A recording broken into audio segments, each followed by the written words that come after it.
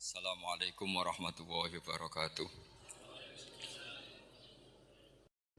Allahumma shalli wa sallim wa barik ala habibika Mustafa ka Muhammadin wa ala alihi wa sahbihi asmin nama ba'du.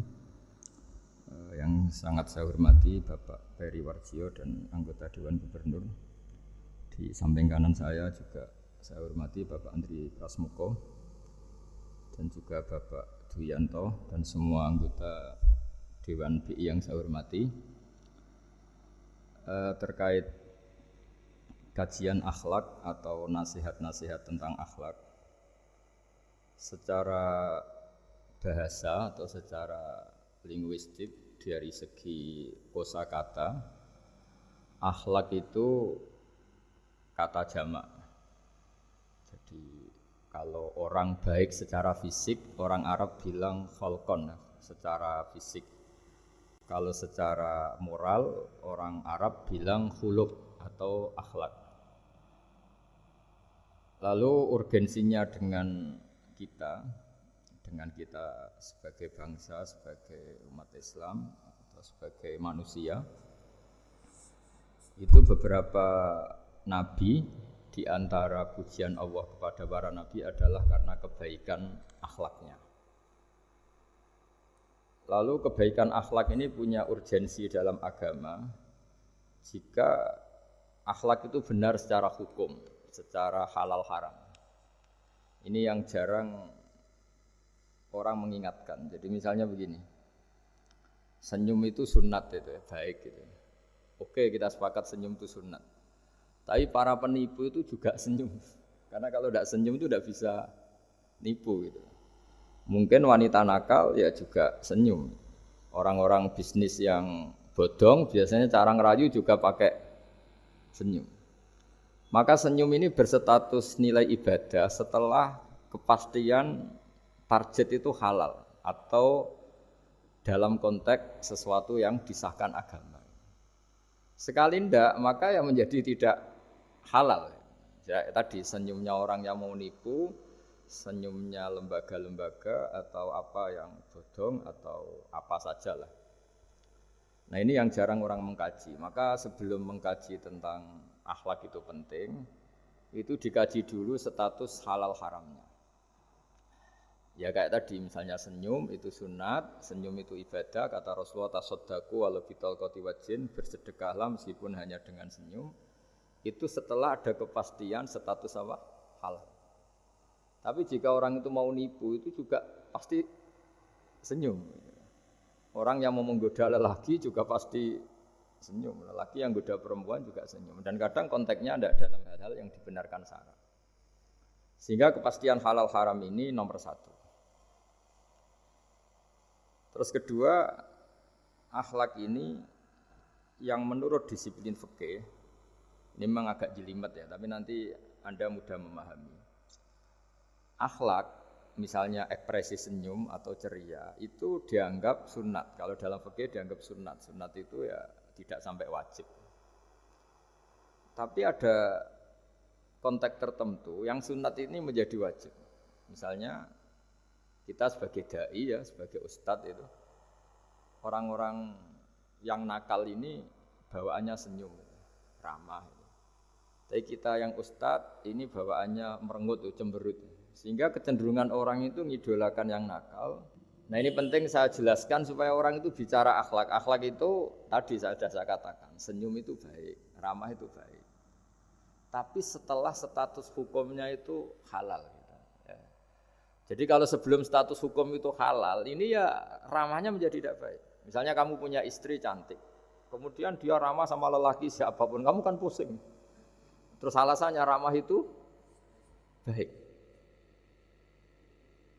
Makanya di Quran diingatkan fala takhdu'na bil qawli fayatma'alladzi fi qalbihi marad.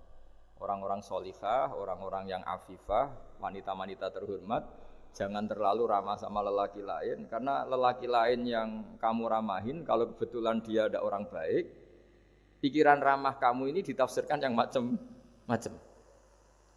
Ya, jadi ini karena saya sebagai kiai memang menekuni fikih sehingga sebelum bicara jauh tentang hukum moral itu pastikan dulu status halal haramnya.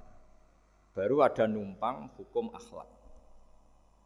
Sodako juga gitu, banyak orang dermawan gitu. Ternyata nyuwun sewu memang uang korupsi sehingga mudah ngasih orang banyak. Pas uangnya sendiri ternyata berat. Ini belum bisa dikatakan sodako karena bawaannya dermawan karena uang saya saja. Jadi kepastian hukum ini harus ada dulu. Makanya dalam Islam fikih itu nomor satu itu ya kepastian hukum. Baru di level aplikasi hukum itu penerapannya, tatbikinya kalau dalam bahasa Arab butuh akhlak. Terus ketiga cerita-cerita akhlak itu yang paling fenomenal itu kata banyak mufassir. Kenapa Saharatu Fir'aun? Jadi ketika duel, saya cerita sedikit. Musa ini punya banyak mukjizat. Nabiullah Musa ini punya banyak mukjizat. Mukjizat itu sesuatu yang luar biasa, enggak bisa dinalar oleh akal. Itu kalau orang baik disebut mukjizat, kalau orang buruk punya kemampuan ini disebut sihir. Ya. Tapi sama-sama punya kekuatan yang dahsyat. Sehingga ketika Nabi Musa punya kekuatan yang dahsyat ini, yang disebut mukjizat, Fir'aun cara berpikir yang bisa mengalahkan ini hanya sihir. Dipanggillah ahli sihir yang profesional, yang top lah. Dan mulai dulu itu wong ya seneng duit gitu. Jadi ahli sihir yang mau datang tapi berani berapa gitu. Jadi itu sudah mulai dulu. Jadi sekunane kuno itu transaksinya itu ya harus berani berapa. Gitu. Fir'aun katanya innakum idzal laminal muqarrabin. Kamu tak jamin menjadi orang dekat saya. Jadi mulai dulu kalau dukung itu ya harus dapat jatah itu. Jadi jatah orang dekat. Entah dulu itu apa menteri atau apa tidak tahu. Tapi mulai dulu ya sudah gitu. Kata Fir'aun oke. Akhirnya pertarungan itu mau dimulai. Lah uniknya ketika mau dimulai itu Saharoh ini ahli sihir yang bawaan Fir'aun tadi, sewaan nih tadi, bayaran. Itu di luar dugaan Mas Andri itu malah sopan sama Nabi Musa. Ditonton orang banyak padahal. Ditonton orang banyak karena Fir'aun tuh ingin Nabi Musa itu kalah. Musa kalau dia manggil. Tapi di luar dugaan itu para ahli sihir itu entah saking haibahnya, wibawanya Nabi Musa itu jenengan dulu apa saya dulu? Monggo jenengan dulu apa saya dulu? Imma antulkiyah wa imma annahnul mulkin. Monggo jenengan dulu atau kita dulu. Jadi harusnya secara teori tarung itu semakin menteror atau ada gebrakan yang mengagetkan ini kan lebih mudah mengalahkan Musa. Tapi enggak, malah Musa ditanya. Wahai Musa, imma antulqiyah wa imma annahnul mulkin. Monggo jenengan dulu atau kita dulu. Nabi Musa juga membalas yang sopan. Enggak, kalian dulu saja. Nah, itu kata para ahli tafsir. Barokahnya akhlak yang dilakukan Saharatu Fir'aun ini al-qawwa fi qulubihim al-iman. Allah saat itu juga memberi iman. Jadi barokahnya sopan sama Nabi siapa? Musa. Jadi barokah akhlak paling fenomenal dalam dunia tafsir adalah ketika Saharatu Fir'aun mendapat berkahnya adab, berkahnya akhlak sampai iman. Sehingga kalau dalam khazanah-khazanah Islam, amal yang paling mudah diterima Allah itu diantaranya satu itu akhlak, dua sedekah. Dalam cerita-cerita kitab yang saya pelajari, sedekah juga gitu. Ada orang itu saking bejatnya, dia seorang kaya raya. Itu saking bejatnya itu cara berpikir itu menurut dia ya rasional, tapi ngawur sekali.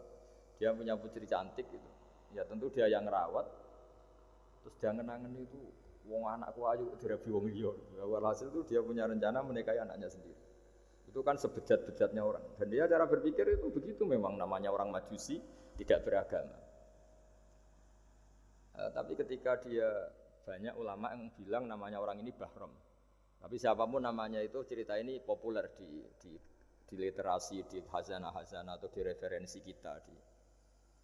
Pas malam pertama mau menggauli putrinya, ada janda sepuh itu notok pintunya ya, supaya dikasih sedekah. Itu anehnya dia itu tergerak untuk memberi. Ketika mau memberi, si janda ini berubah pikiran. Wong saya ini muslimah kok minta orang kafir. Tidak jadi minta, tapi lari. Ketika dikejar lari. Setelah di rumah melihat anak-anaknya itu menangis, Mas Andri, Kembali lagi minta. Setelah mau dikasih, lari lagi sampai 3 kali. Singkat cerita si Bahrom ini lalu tetap ke rumahnya dan ternyata mendengar anak-anak menangis karena kelaparan. Dia tergerak hatinya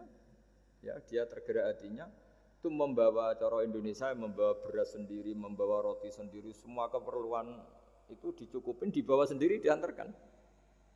Dan uniknya saat itu juga dia berpikir waras langsung, gak ingin lagi menggauli anaknya, gak ingin lagi. Jadi barokahnya sedekah itu dilakukan orang kafir, itu langsung ada berkah. Sampai saat itu dia iman dan hebatnya ada seorang wali di era itu mimpi disuruh menghormati si Bahrom ini, bahwa ini umat saya, ini walhasil itu sampai diapresiasi. Nah, lagi-lagi kembali ke sedekah. Jika ada orang netral, misalnya orang netral itu ya diajak baik ya mau, diajak buruk ya mau, belum punya berpendirian, juga belum punya karakter, belum punya status yang permanen, ya solehnya masih amatir, faseknya ya masih amatir. Kemudian terus ada kompetisi, alam raya ini kan kompetisi. Ternyata yang tukang sedekah, yang mudah memberi itu yang fasek. Yang ini pelit. Jangan-jangan kita disalahkan Allah ketika orang yang netral ini jadi orang fasik. Karena apa? Kenangannya dengan orang fasik mendapat keenaan sedekah atau servis. Kenangannya sama orang soleh tidak mendapat.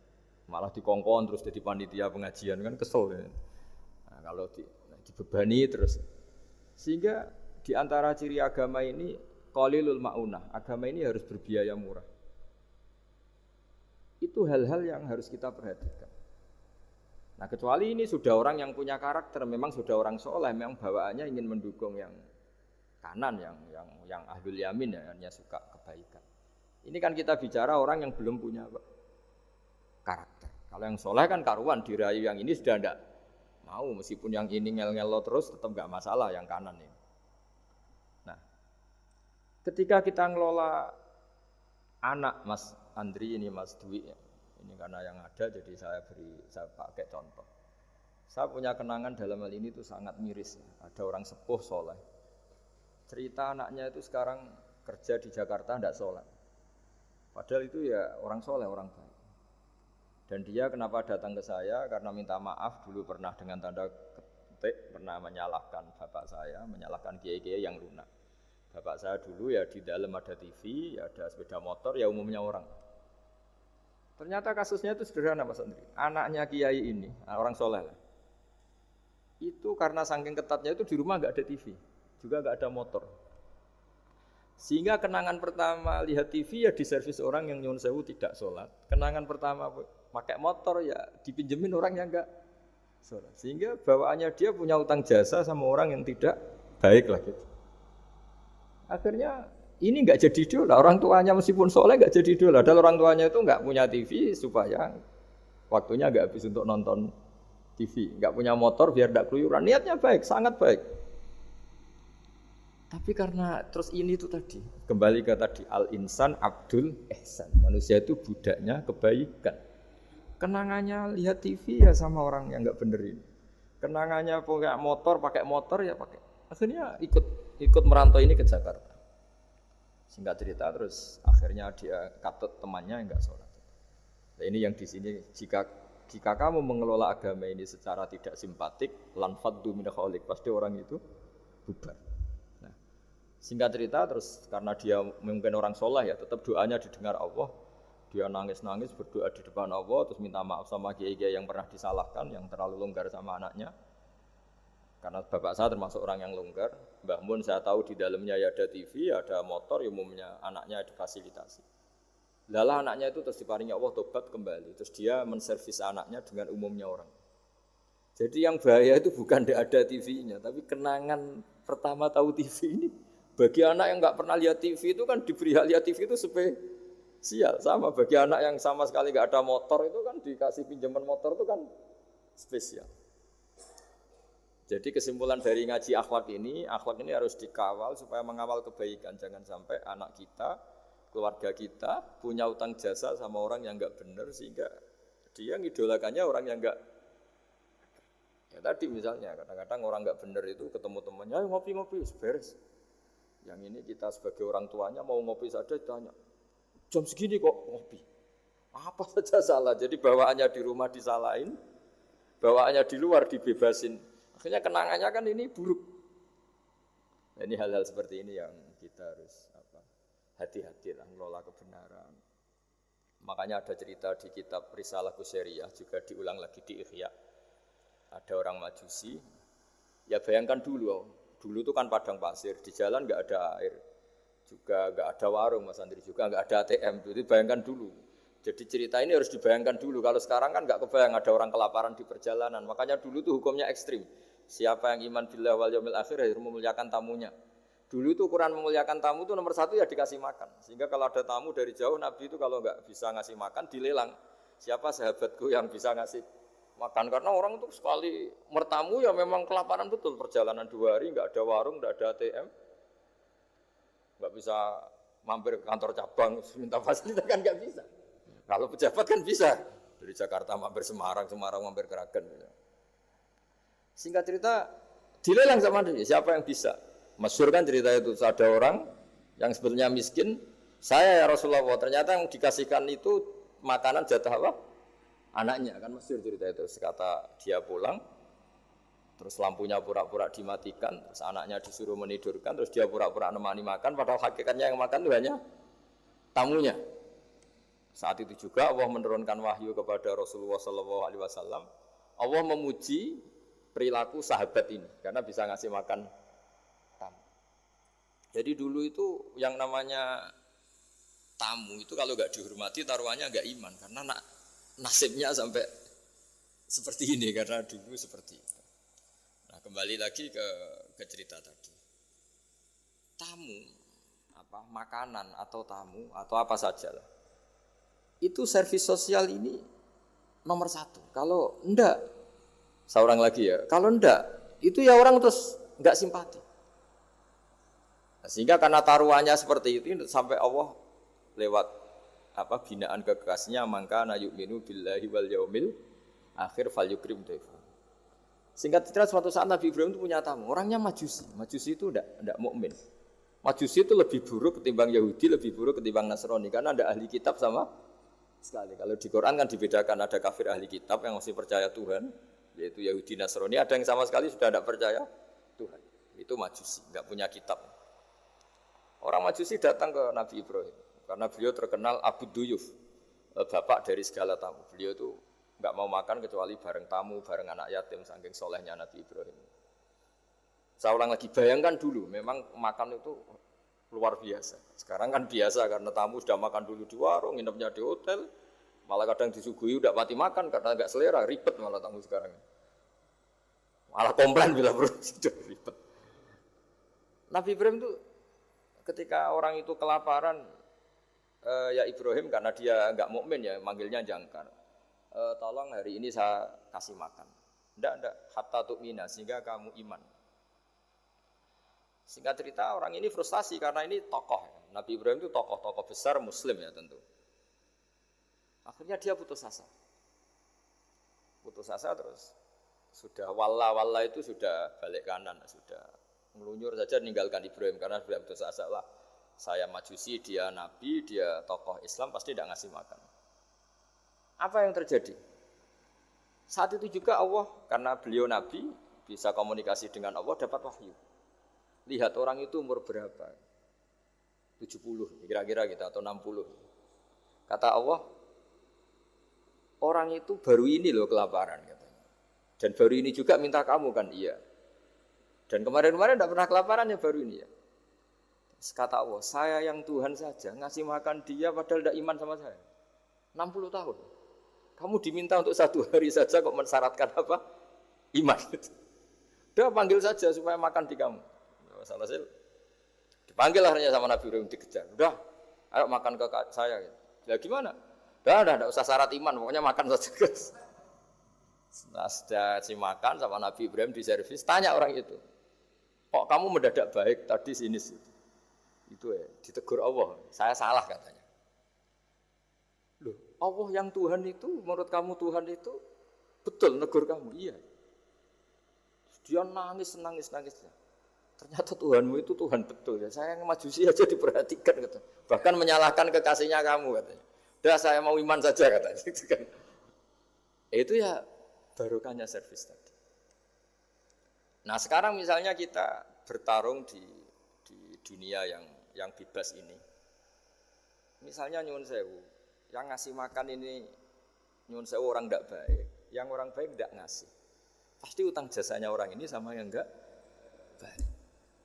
Karena kenanya sama orang baik itu udah baik. Nah ini yang dimaksud walaupun tafadzun ghalidul qalbi lan faddu min khali. Kalau orang mengelola Islam dengan cara yang kurang baik, maka akan melahirkan orang lari. Karena tadi al-insan abdul es. Jadi cerita yang ringan-ringan di sekeliling kita juga seperti itu. Bapak-bapak itu ngopi di rumah itu ya rasanya kopi sama. Itu gara-gara tidak nyaman ya cara bojo nek marah kan gitu cara nyugoi. Di warung senyum. Ya sudah akhirnya milih di warung. Karena di warung dapat senyum, di rumah dapat ya sudah. Jadi semua proses sosial itu seperti itu.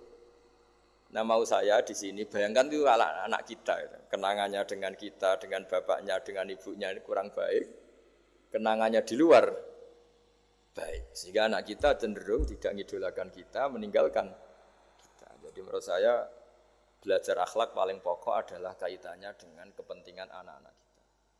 Saya bukan niat sombong ya, saya itu alhamdulillah sampai sekarang itu masih sering mandikan anak saya, jalan-jalan sama anak saya, hak-haknya. Bahkan saya ini punya ajaran yang agak unik. Tapi istri saya sudah menerima dulu ya sempat janggal-janggal untuk iskalnya, sekarang sudah menerima. Saya punya anak yang biasa ikut adik saya di Fuad itu masih kelas 2 SD. Mulai kelas 1 SD, mulai kelas 2 saya bilang, kalau kamu ingin jajan, bapak pas tidur bangunkan. Padahal anak saya itu punya santri, punya banyak yang bantu lah. Dulu istri saya protes, itu kan melatih anak nggak sopan karena bangunkan orang tua. Enggak kata saya, sopan itu nomor 2, nomor 1 itu hukum. Terus saya beri penjelasan. Yang paling berhak atau yang paling boleh dingel-ngelno anak. Dingel-ngelno anak itu ya diganggu anak. Itu ya orang tuanya. Masa anak mau jajan yang harus ribet pembantu, mana anak mau jajan yang harus ribet orang. Yang paling boleh diganggu oleh anaknya ya orang tuanya. Itu hukum kata saya. Akhlak nomor 2. Sehingga barokahnya hukum itu, saya ulang lagi, barokahnya hukum itu, kalau anak ini terpaksa pembantu itu pas lalai, kita tidak nyalahkan, kan kewajibannya di kita. Akhirnya kita menjadi tahu, baru istri menjadi tahu, yang paling berhak diganggu anak ya orang tua. Itu hukum. Nah akhlak itu baru nomor 2, ganggu itu ya dikira-kira lah pas bangun atau pas rileks. Tapi itu nomor 2, itu namanya moral. Moral itu sunat. Tapi kalau hukum itu nomor 1. Sehingga akhirnya orang tua, anak ini senang. Betapa baiknya orang tua kita, pas tidur saja dibangunin mau, demi kepentingan dia. Akhirnya anak ini punya kenangan baik sama orang tua. Pas tidur saja bapak diajak mau. Apalagi pas happy. Nah karena kenangannya baik, ya idolanya orang tuanya. Ketika idolanya orang tuanya dan kita orang baik, mau ngajak sholat ya gampang, mau ngajak ngaji ya. Bayangkan kalau kenangannya dia dimintai uang nggak boleh, bentak, salah jam kayak atau salah jadwal atau apa, salah momentum, masa anak kecil diwalate salah, pakai momentum pakai apa? Nah, ketika kita ngangkon belajar sudah susah karena kenangannya ndak baik. Jadi kunci daripada ini makanya saya bilang berkali-kali. Oke, kita belajar akhlak, belajar moral, tapi nomor 1 itu hukum. Saya ulang lagi hukum.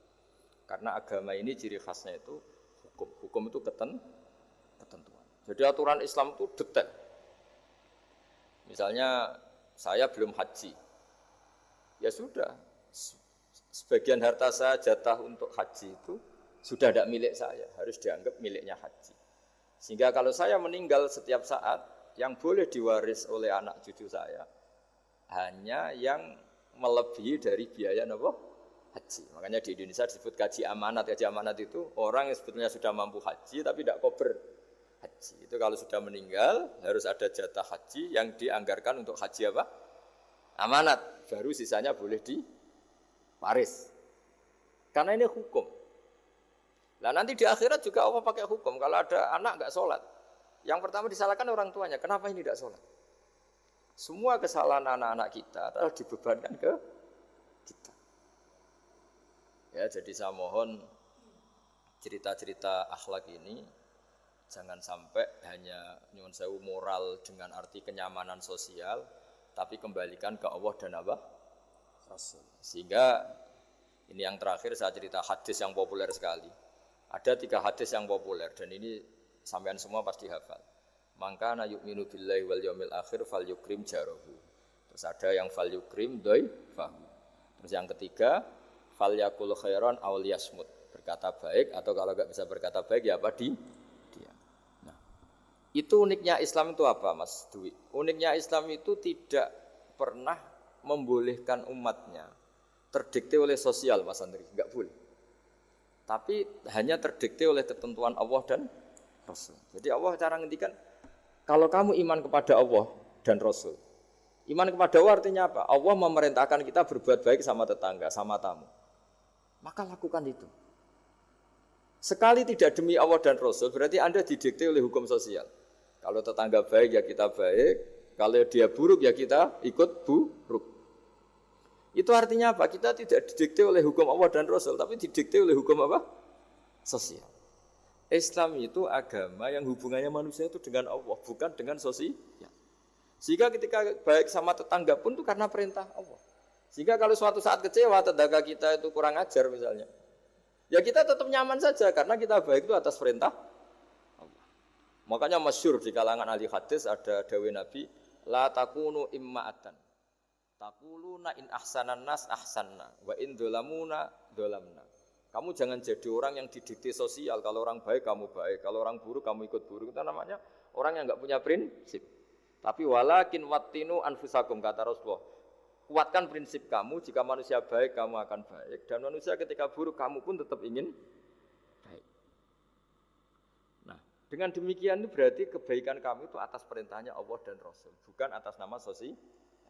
Sehingga misalnya ada orang birrul walidain, ibunya bawaannya cerewet, mbahnya cerewet, ya tetap baik. Tapi kalau kamu didikte sosial, sekali ibu kamu bawel, toh malas lah ketemu ibu bawel. Nah ini berarti kamu belum didikte Allah dan Rasul, tapi didikte itu hukum apa? Sosial. Sehingga untuk menutup mauidhah ini, saya sering cerita di mana-mana di kitab Ihya itu ada cerita, ada seorang pemuda yang kurang ajar sekali itu. Ada kiai dipanggil, Pak Yai silahkan ke rumah saya. Ya kira-kira cara sekarang mungkin 500 meter datang. Setelah sampai depan rumahnya, sudah Pak Yai saya tidak punya kebutuhan sama kamu. Itu kiainya senyum, rileks. Setelah sampai rumahnya dipanggil lagi. Pak Yai mohon ke rumah saya. Terus, kiainya ke situ lagi asik kan. Terus setelah sampai rumahnya pemuda tadi, sudah pulang aja saya tidak butuh kamu. Sampai 3 kali. Dan kiainya tuh asik, ceria gitu. Pemuda itu kagetnya bukan main. Kenapa Pak Kiai tidak tersinggung? Malah senyum-senyum. Jong kata orang Jawa ini. Ini cerita di Ihya. Saya itu senang sekali nuruti perintah Allah. Allah ngendikan, saya disuruh hormat tetangga. Lah kamu tetangga saya. Dan saya alhamdulillah bisa nuruti karep kamu. Disuruh ke kamu, saya ke kamu. Dan sekarang karep kamu saya pulang, ya saya pulang. Syukur sekali hari ini saya bisa nuruti perintah Allah sampai 3 kali. Nangis pemuda itu. Loh, kalau kamu kan tampar, ini kan pelecehan. Itu kan kurang ajar betul, kiai digambar. Tapi wali-wali itu enggak berpikirannya tidak seperti itu. Kalau kamu tidak wali ya memang aneh pikiran itu, tapi yang benar ya itu. Nah, jadi lewat ngaji ini saya mohon dah semua teman-teman yang di BI maupun seluruh kita, akhlak itu nomor 1. Dengan makna tapi setelah kepastian hukum. Setelah kepastian hukum. Jadi misalnya senyum itu sunat karena kita merayu mitra bisnis untuk bisnis yang halal. Tapi kalau bisnis kita bodong, ya semua orang yang ingin nipu kan ya pasti senyum lah. Berarti yang pahalanya besar ya orang-orang penipu karena senyumnya lebih sering timbang yang enggak nipu. Jadi artinya akhlak itu menemukan momentum sebagai ibadah setelah ada kepastian hukum halalnya. Tapi kalau nggak ada kepastian hukum halalnya, ya ini senyum itu dievaluasi tadi misalnya. Orang ngerayu juga harus senyum, orang nipu juga harus senyum. Ini yang mungkin banyak diabaikan. Saya kira demikian dan mohon maaf karena sebetulnya kalau andekan tadi jalannya normal mungkin saya agak terlambat, itu kan banyak lubang-lubang karena apa? Itu biasanya kan karena hujan ya. Tapi ya saya suka tetap terlambat biar keren pernah nunggu kiai. Jadi kalau dalam teori agama itu sama kok. Sholat, Nabi itu pernah sholat isya itu setengah tiga dini hari. Sahabat biasanya kan beliau suka awal waktu. Terus ketika sahabat tanya kata Nabi, malam ini spesial. Karena kamu lama sekali nunggu apa? Sholat. Enggak semua orang loh, malam ini bisa menunggu apa? Sholat. Jadi artinya bawaannya itu nunggu kebaikan. Jadi di antara trik atau resep husnul khotimah. Ya, ini sebagai penutup ngaji. Resep husnul khotimah itu innallaha ta'ala yubahi malaikatahu. Allah membanggakan kita, yubahi bikum malaikatahu, Allah bangga dengan kita. Di antaranya apa Mas Andri? Umatnya Rasulullah SAW itu kalau habis subuh ditanya, ngapain kamu hidup nunggu sholat duhur?